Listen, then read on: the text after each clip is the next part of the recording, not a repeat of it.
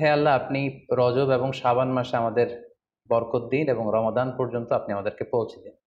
আমাদের সালাফরা রমাদান আসার 6 মাস আগ থেকে, অর্থাৎ একটা বছরের 6 মাস ওনারা অপেক্ষা করতেন কবে রমাদান আসবে, উদগ্রীব হয়ে থাকতেন, ব্যাকুলতা প্রকাশ করতেন।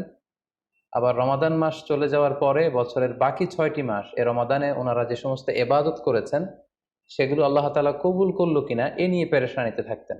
বাকি 6 মাস দোয়া করতেন যে আল্লাহ, এই রমাদানে যে সমস্ত এবাদত আমরা করেছি এগুলোকে তুমি কবুল করে নাও।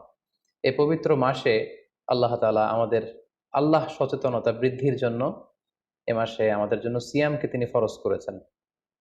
আল্লাহ তাআলা ইরশাদ করছেন, ইয়া আইয়ুহাল্লাযীনা আমানু কুতিবা আলাইকুমুস সিয়াম কামা কুতিবা আলাল্লাযীনা মিন ক্বাবলিকুম লাআল্লাকুম তাত্তাকুন।